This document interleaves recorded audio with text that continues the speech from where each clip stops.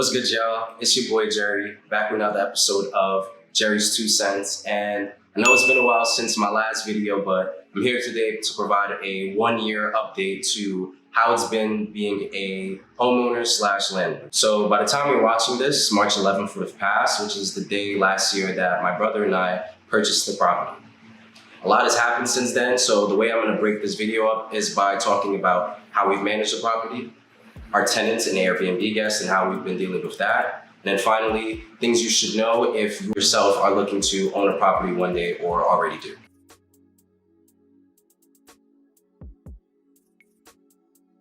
So to start, as you might remember, my brother and I bought the property last year for $1.55 million, and we put down about $250K for the down payment. As you might imagine, my brother and I were broke as hell after putting down that large amount of money. But we took advantage of how slow the closing process is in terms of how long it takes for all the paperwork to get filled out and when that mortgage is actually reflected on your credit score. What we did within that time was we applied for personal loans that we used for extended cash flow for the different things that we needed once we actually purchased the property. It took about a month and some change before everything was fully processed and the mortgage actually was reflected on my credit score. And the reason why we took out those personal loans within that time is because banks don't typically like to extend any loan or credit to people who just applied elsewhere or just are over leveraged essentially. So the good rule of thumb within that is to wait about maybe 6 months to a year, maybe 2 years, just making sure that there has been some time that's passed between when you actually apply for the loan and when you're applying for more money, just making sure that you've shown that good credit history. I would know because shortly after applying for that personal loan, I tried to get one of those American Express Platinum cards, and Amex told me, nah, you're broke boy. Broke boy, broke boy, broke boy, broke boy. Come back when you're getting your money up. So here I am trying to get my money up. But the main reason we needed that money was so that we could renovate the basement, as I mentioned, so that we could eventually do Airbnb, which I'll get into a little later. Now, if you remember the spreadsheet I provided in my last video that just gave some of the projections for expenses, I would say that we were pretty accurate in terms of that, with the exception of unexpected maintenance and things of that nature. Our revenue comes from both short-term and long-term renting. Short-term in terms of the Airbnb, and long-term in terms of the 3 units within the building that we rent out to tenants on a year-on-year basis.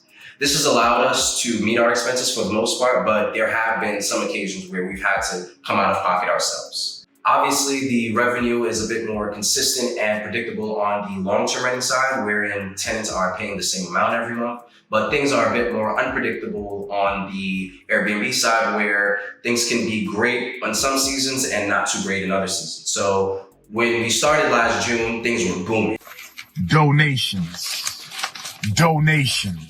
But as we got into the winter, we just weren't able to charge as much because, of course, people aren't traveling to New York quite as often the colder it gets. And there's just increased competition on Airbnb, wherein you're competing with a whole bunch of different hosts and everybody's just trying to get the best price. So you have to kind of put your price down. So that's why it's important to take those high points when you're making a whole bunch of money and put that money in reserve for those kind of like low seasons in the winter or whenever when you're not getting quite as much, because at the end of the day, you still have bills to pay. So definitely you want to keep at least about maybe like a 3 to 6 month reserve to the extent that you can. I know that, it's not always easy, especially when you have like all of these unexpected expenses, but you should definitely try to prioritize cash flow as much as you can, whether that's getting extra credit or loan to the extent that you can, and just trying to prioritize that cash flow for when you're having those rainy days.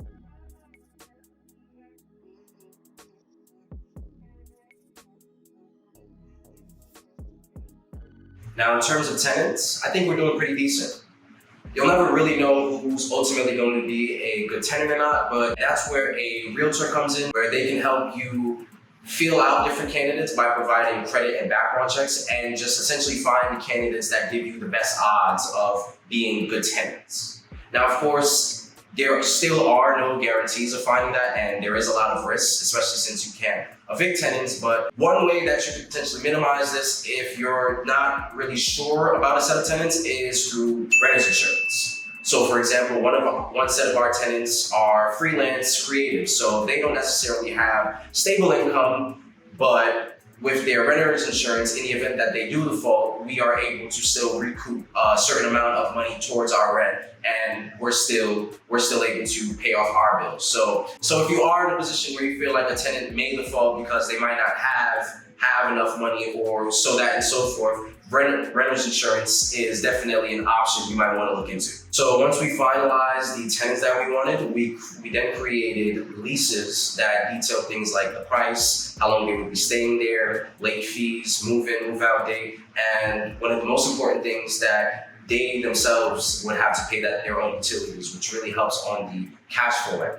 We also made sure that we didn't charge any crazy amount in rent, and we went based off of the market rate within that neighborhood. And starting from that initial rent price we charge, we're looking to continually increase that price year after year. That's just consistent with the rate of inflation, which is about 7% right now.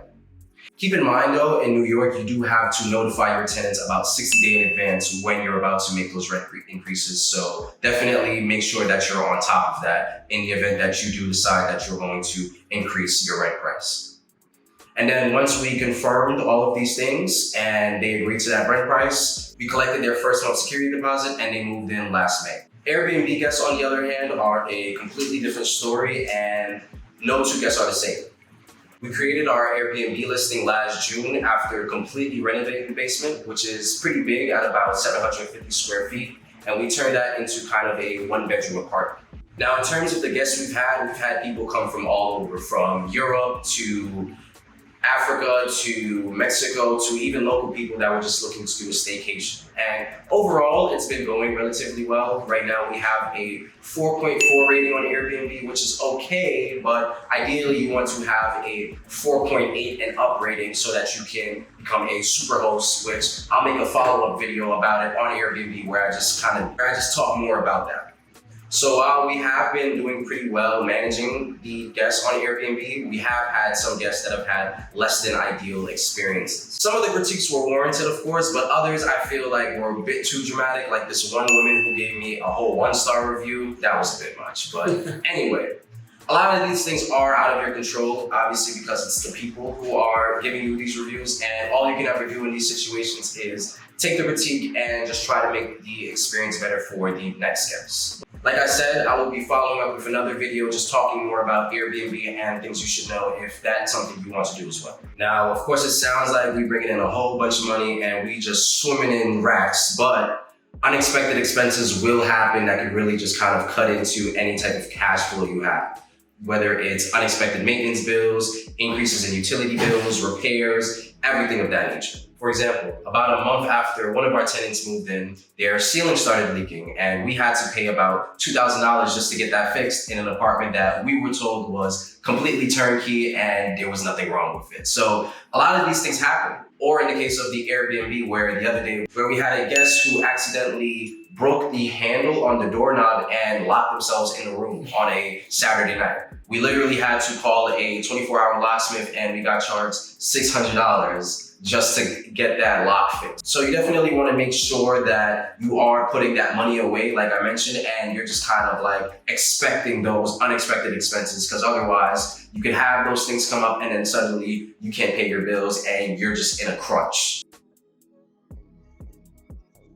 So that's a basic overview of how it's been this past year. Overall, we've been managing it pretty well, but obviously this is a long-term thing and we're looking at this from the perspective of 10 years, 20 years from now. So we're gonna keep doing what we need to do to keep things going, but some things that you should definitely know if you are looking to be a property owner and landlord is, one, understand your state's rental laws and how those work and how you can maybe manipulate it. Two, being realistic about your rent price and making sure that it's somewhere around the market price, while also making sure that your lease and its terms are clear for your tenants. Three, knowing what expenses and repairs you might be responsible for with your tenants. So like I mentioned, about a month after one of our tenants moved in, the ceiling started leaking. So of course, that was our responsibility to kind of get fixed, but there can be other types of things that happen within the unit that the tenant would be responsible for, wherein, you know, if they don't get that done immediately, you can potentially deduct that from their security deposit so you can do it yourself. So just being clear on what exactly